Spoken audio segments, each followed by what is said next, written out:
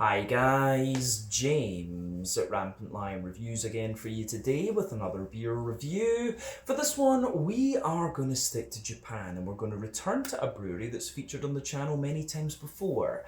I've had some really nice beers from these guys over the years, a wide variety of different styles, and if people were to ask me about this brewery, I would say that they are just pretty damn solid all round. Pretty much anything they try tends to be good.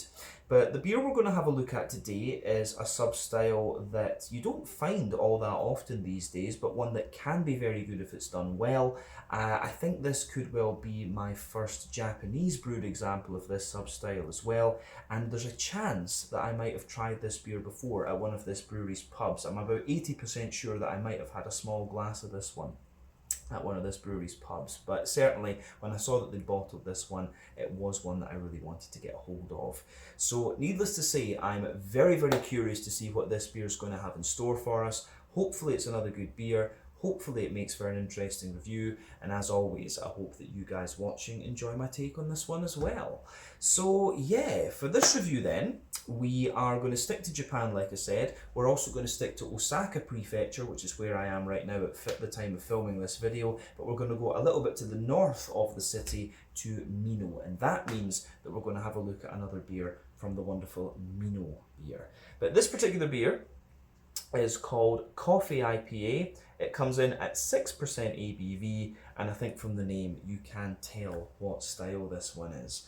But yeah, I think this could be very nice. As I say, I think I might have tried this one before at Beer Belly in Tenma here in Osaka, but I can't say for certain. I've got a feeling that I asked for like a pint of this one, and then they were at the end of the keg, so they could only give me a small glass. I've got a feeling that's kind of what happened.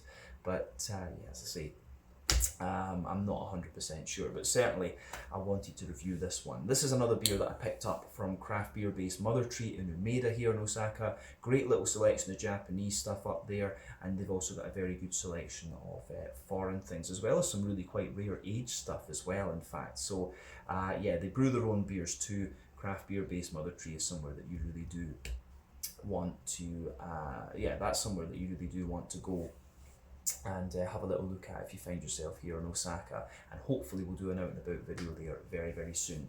But yeah, let's crack on with this one then and see what the beer has in store for us. The Coffee IPA, 6% ABV from Minoh Beer here in Osaka.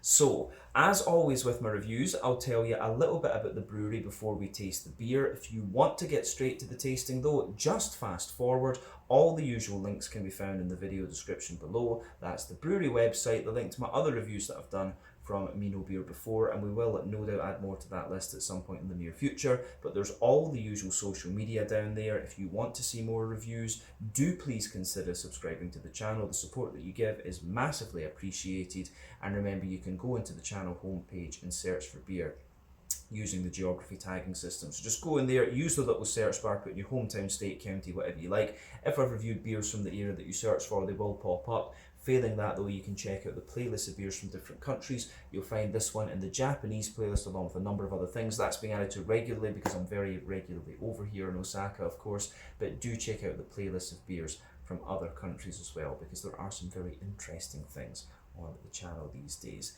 But yeah, let's go on to my brewery notes then, and I'll tell you a wee bit about Minoh Beer once again. So, Minoh Beer, as I mentioned to you earlier, are based in the Minoh area of Osaka, which you'll find about 15 kilometers to the north of the city centre. But this area of Osaka is really famous for the Meiji no Mori Minoh Quasi-National Park, which is one of the oldest in Japan. It's got a really nice waterfall and things like that there. But it's also famous for the Katsuo-ji Buddhist temple, which is over 1200 years old. But the monkey symbol that the brewery likes to use, you can see it on the glass here. I always like reviewing Minoh beers with my Minoh glass, of course.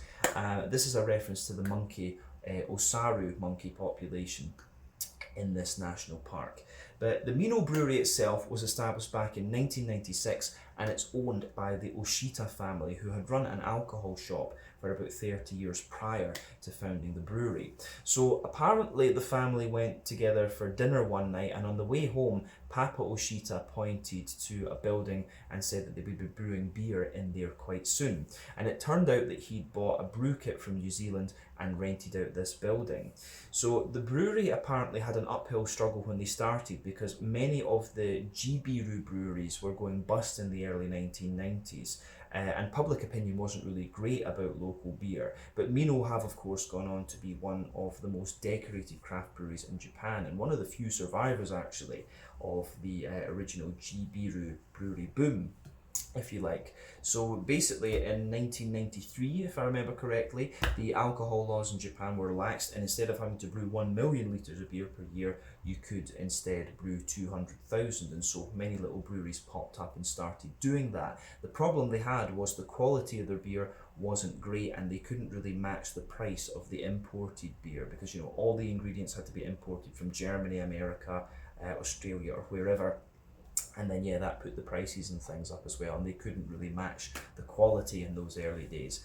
Minoh of course was one of the exceptions to that, along with the likes of maybe Isakadoya and you know, Shiga Kogen Beer and Fujizakura Heights. Those are some of the really old school breweries here in Japan.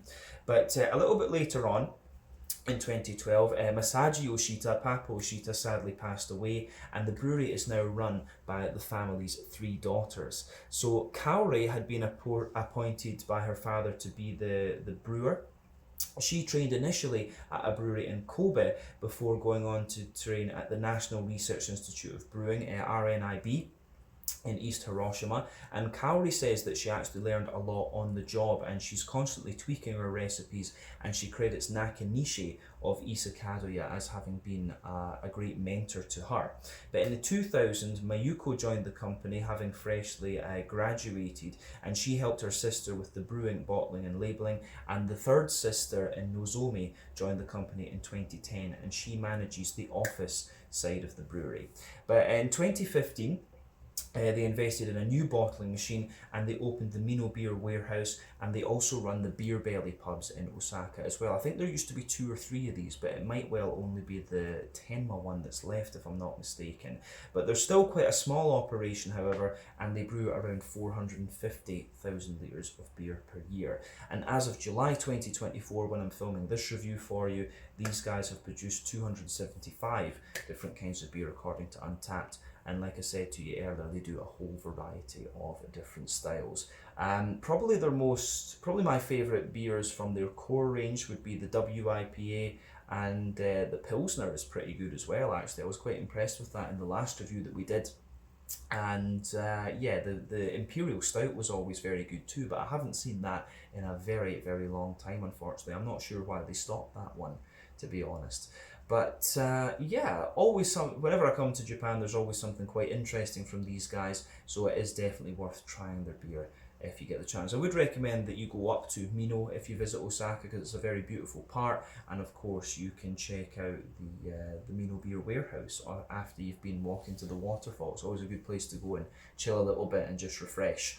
So yeah, that's everything I can tell you about Minoh Beer for the moment. If you want to learn more about these guys, you can check out the brewery website, you can follow them on Facebook and Instagram to keep up to date with all the latest goings on, and you can check out the Rate Beer, Untappd and Beer Advocate pages to learn a wee bit more about all the different beers that these guys have done. So yeah, let's go on and have a little look at the beer itself.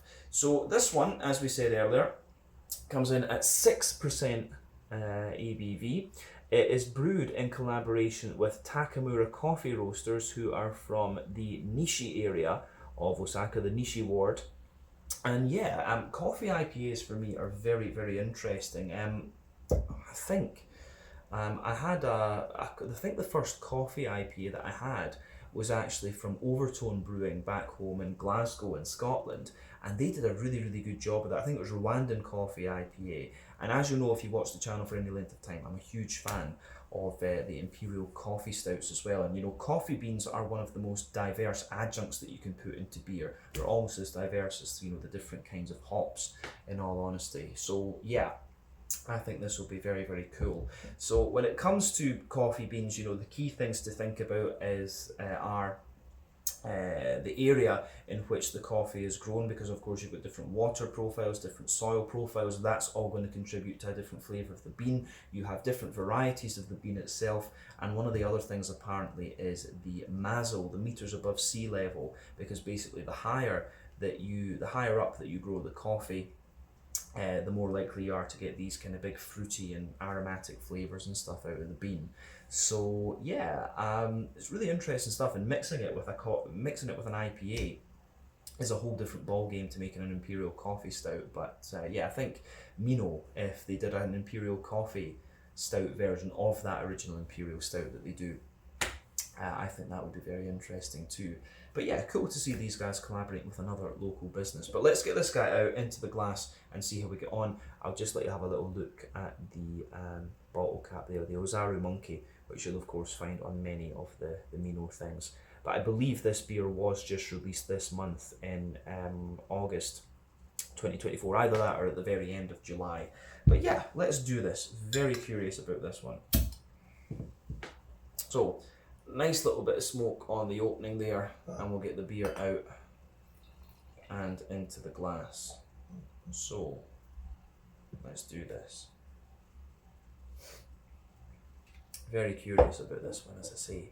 So, as you can see, it looks a little bit like a New England hazy or something like that almost. But yeah, you can see that this beer, it's poured with just under a 3/4 finger of a frothy, I would say slightly more kind of cream coloured head there, medium sized bubbles on the surface of the liquid, and you can see that it's a little bit more foamy the further up that you can go. But yeah, colour wise, this one's a lovely kind of pale, well, I don't know if pale golden straw, more of a rich golden hay type colour, something like that. But yeah, it looks pretty nice, this one. So yeah, remember the colour of your beer depends on a few different things. The first one is the colour, the type of malts that you use. This goes a long way to determining your EBC rating. 2, length of your wort boil is also going to play a role, because the longer you boil the wort, the more the sugars caramelise, and thus you get a darker coloured beer. Any barrel aging that you do or adjuncts you put into the beer will affect its colour as well. But yeah, you don't often have to care about that with IPAs, and quite obviously with this one, the addition of the coffee beans isn't playing too much of a role in terms of the colour with this one. But yeah, not too much in the way of visible carbonation. You can see the beer does have a little bit of a natural haze to it, which is probably because of its big, it's probably not filtered, because you get a bit more flavour that way. But yeah, all in all, it looks pretty nice, and I'm quite surprised at how well, when I first opened my first coffee IPA, I was surprised that it wasn't a little bit darker, in all honesty. So yeah, nothing else really to say about the appearance of this one. Let's have a little look at the aroma then and see how we go. This should be pretty good. Oh, that smells nice. That does smell good.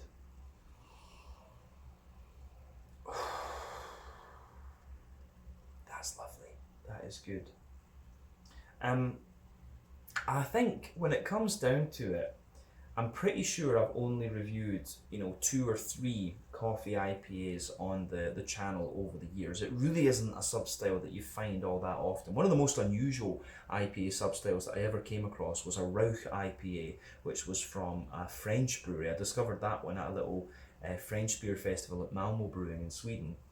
And I never figured out what brewery it was that did that. But yeah, the coffee IPAs are really, really interesting. So the aroma of this beer, it is of course dominated by the coffee bean, but you do get just this little bit of like grassiness and fruitiness and a bit of the malt base underneath that. So yeah, the coffee is the first thing that will jump out of the aroma at you. So let's look at that first, and then we'll see how much we can get from everything else.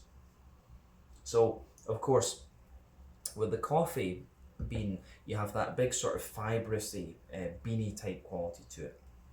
And of course, I can see why Japanese people would like these, because 1, they like coffee, and 2, a lot of their old sweets and things are based on like sweet beans and stuff like this, and they can be quite nice. I have to say, I enjoy them. But yeah, the coffee itself has a little bit of earthiness. It's soft roasted, of course, which you kind of would need to do for an IPA. And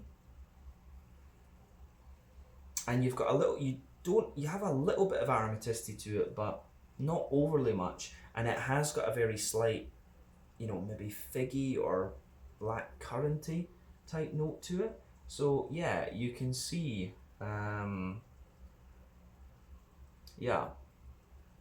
you can see how all of that sort of pieces together in this one. I really like how this beer goes about its business.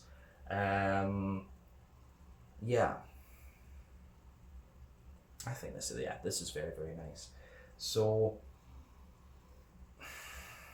yeah, I think the coffee, as I say, dominates this one, but it's a very smooth coffee aroma that you get, and I think it really is lovely. But underneath that, of course, you do start to get the actual elements of the IPA itself. So you can smell the grassiness, the floral notes, and some of the fruity character just creeping through. But what I will say about coffee IPAs is that you tend to get, the coffee will dominate the aroma, but you will get a lot more complexity to these when you actually taste them. But other than the coffee, you do get this kind of like sweet brown bready bread crust in the backbone. Bit of brown bread, of course, bit of white bread. Maybe you can pick up like a little bit of a biscuity, caramelly sort of thing, but not too much, as I say. On the hoppy side of things, there's a little touch of earthiness. It has got a wee bit of floral character, but I actually find it to be more along the lines of, a kind of freshly cut grass, slightly zesty, grassy character that's coming out of this one. And yeah, there is some fruity character to this, but what exactly is it? Maybe a little touch of like a slightly tangerine-y orange, maybe a little bit of like apricot, pear maybe. Yeah, the fruits, in honesty, it is quite difficult to pick up the actual fruity character of this beer from the aroma, but I think the aroma on this one for me is very, very attractive. I could sit and smell this all day, but it goes together really nicely. The more that you smell of it, you maybe do get a little touch of like peach or something. I wouldn't be surprised if there's Citra in this, of course. I think Citra is one of the biggest production volume hops these days. But yeah, the aroma of this one is very, very interesting, and as I say, this is quite an unusual sub-style, so take a wee bit of time to just kind of ponder that over before you actually get stuck into the beer. But I think it is about time that we taste this one then and see what it's all about. So yeah, this one is simply called Coffee IPA, comes in at 6% ABV, and this is from Minoh Beer in Minoh here in Osaka, brewed in collaboration with Takamura Coffee Roastery from Nishi Ward here in Osaka. Let's get stuck in. Slàinte, skål, cheers, kampai.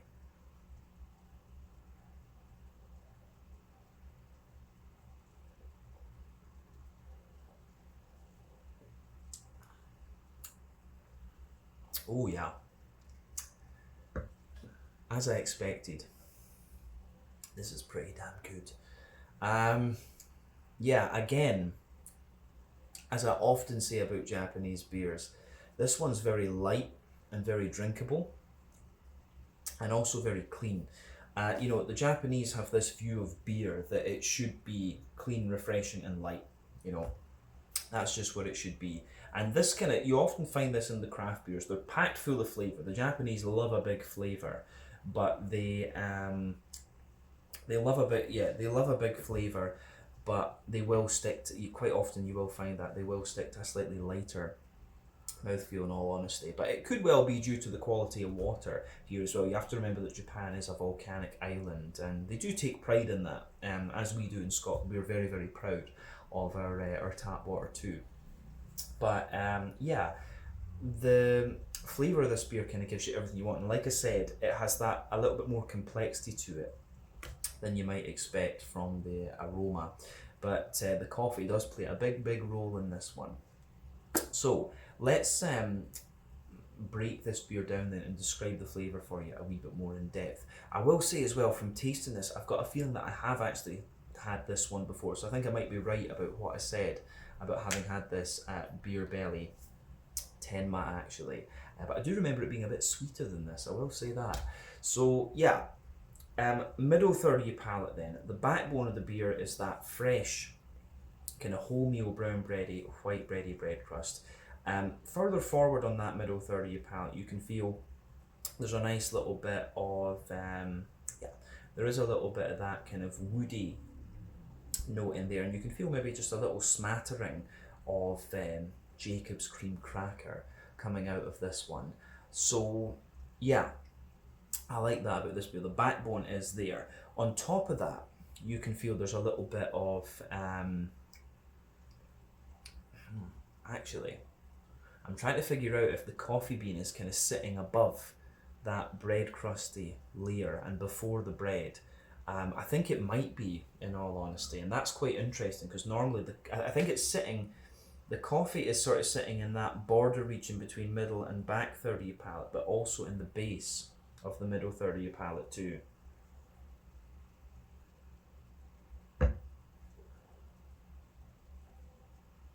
But I will say, yeah, I think where I've pinpointed that there is right. So above the kind of slight smattering of cracker that you've got, you get this sort of like fibrousy layer. Now when I say fibrousy, maybe that's not the best descriptor, but I mean, if you think about when you bite into like a baked bean or a black bean, or you know, one of these Japanese sweet bean cake things or whatever, it's that sort of texture you're getting out of the beer here, which is quite interesting. So you can feel that, and you can feel the coffee coming out of the beer too. So like I said, and like I've said often with reviews and with the palate, sweeter flavours come out further forward in the palate, more dry and bitter flavours come out further back. So that sort of fibrousy layer you have further back on that middle third of the palate, you're getting a wee bit more of a you're getting a little bit more of a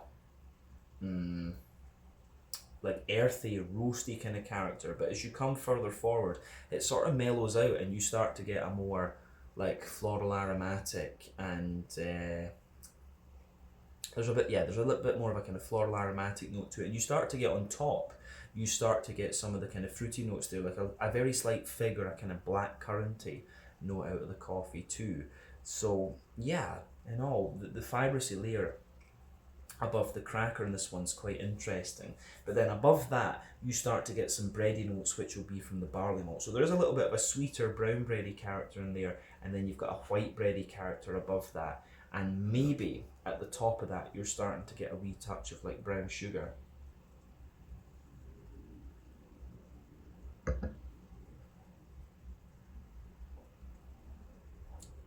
So yeah.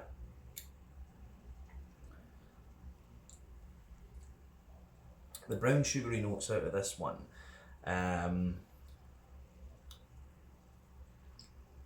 brown sugary notes for me, it's got a little bit of a toasty brown sugary character to it in the base.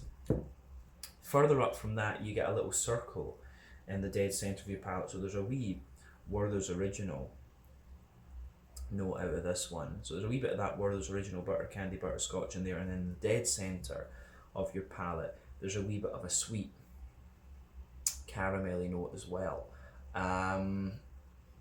Yeah, I think there's maybe a little touch of biscuit in there, McVitie's digestive biscuit, and I'm just wondering from the flavour of this beer if there's maybe a wee touch of Pilsner malt in this one, because further back on the top of that middle third of your palate, you can get just this little bit of crispness in there. And I think from what I remember, Minoh Beer do like a little bit of Pilsner malt in their recipes. So yeah, I've got a feeling that, and that would kind of help accentuate the sort of, this beer almost has a little bit of crispness to it, like I said. But yeah, I think that covers everything we need to say about the middle third of your palate in this one. But the further into the aftertaste, of course, it's more and more of the coffee that dominates, and just a little touch of the brown sugar and the bread coming out too. But yeah, let's go to the back third of your palate then. So the border region between middle and back third of your palate, you get that nice little bit of bready build up in there. So there's the brown bread in the base, the white bread on the top, and maybe the kind of wheaty character in there, and then the base of that back third of your palate again, you've got the nice kind of toasty bread crust in there, you've got the Jacob's cream cracker, and then yeah, above that you've got the wholemeal brown bready sort of thing coming out of it. So yeah, wholemeal brown bready character in there, the white bready character coming out above that, and yeah, those layers of course are a bit taller and lighter and more airy on the back third of your palate. I think most of the coffee, as I say, it comes out, the coffee kind of feels like it's infused into that bready build up in the border region and above the above the base on the above the base on that back third of your palate too. But yeah, on top of the on top of the malty side of that back third of your palate, maybe yeah, you can feel a little bit of the coffee bean, the sort of fibrous note just creeps over the top of that, and it's more of the roasty, earthy type character there. But above everything else on that back third of the palate, you're starting to get the yeasty side of the beer. So let's have a little look at that yeasty side of things.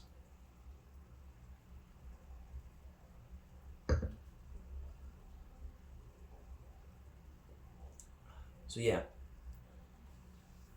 the yeasty side of the beer for me, it's got that lovely kind of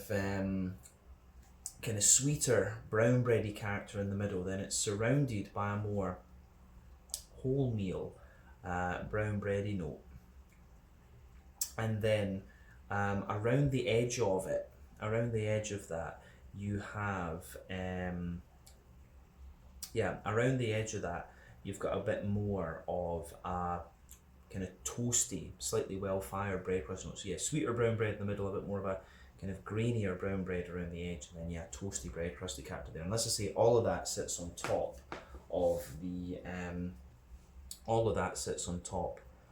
the back third of your palate there. But definitely, yeah, you can feel the back third of your palate. The flavour is taller. Then as you move further forward into the middle third of your palate, it condenses down and squashes together that little bit more. But yeah, let's move on to the hoppy side of things with this beer. And I will say, I should have pointed this out earlier, but the with this one, you have I think it's more of a West Coast IPA in the base for this one. Remember, a few key differences between West Coast IPAs and New England IPAs. The West Coast IPAs use barley malt primarily, sometimes a little bit of wheat, sometimes a little bit of oat, but not that often. New England IPAs tend to use barley, oat, and wheat in their malt base, and there's different ways of hopping them, of course. The West Coast IPAs use all three types of hopping, which means have a bit more bitterness to them, and the bitterness comes from the early addition hopping. New England IPAs rely on late addition and dry hopping, which come later in the wort boil, and they give you more flavour and aroma, in honesty, and not that much bitterness, if any.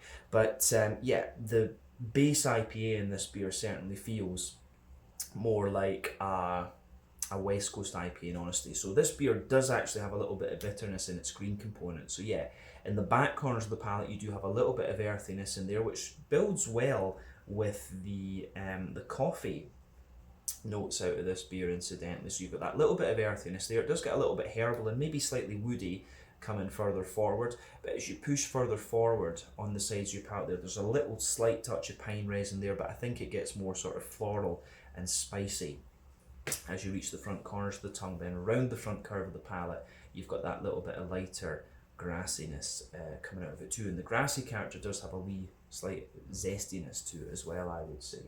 So green component on this one is quite nice, and it adds more complexity to the beer. But let's look at the front third of your palate then, and the fruity side of things.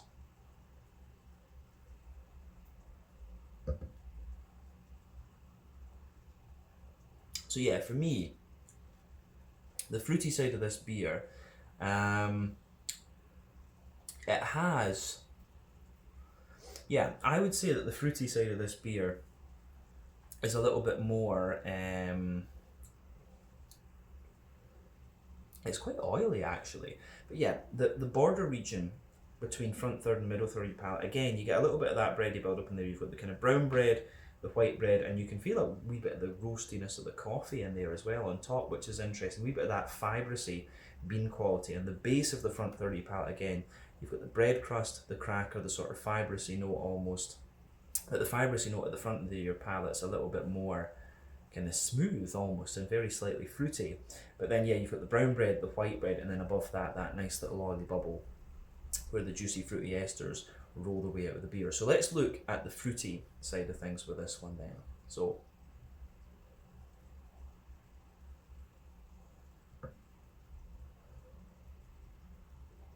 yeah, the fruity side of the beer for me, at the back of that, at the back of that front third of your palate, you've got a wee bit more of, I don't know if there's a very slight touch of grapefruit to this one, but it maybe has a little bit of an almost, there's a little bit of red fruity character there, so yeah, maybe a wee touch of grapefruit just in the base of that back third of your palate. But as you move further forward, the fruity side of this one is kind of interesting because it's a little bit like, as you move further forward from that, I'm getting a little bit like almost black curranty note out of this one at the back of the front third of your tongue, which is quite unusual because normally that comes out further forward. But yeah, a bit of like a black curranty note in there, maybe a little bit of an oily pear as well, a bit of apricot or something like that. And then maybe in the front half of that front third of your tongue, there's a wee bit of a kind of juicier orange. Maybe it's like a little bit of mosaic or something that's in here.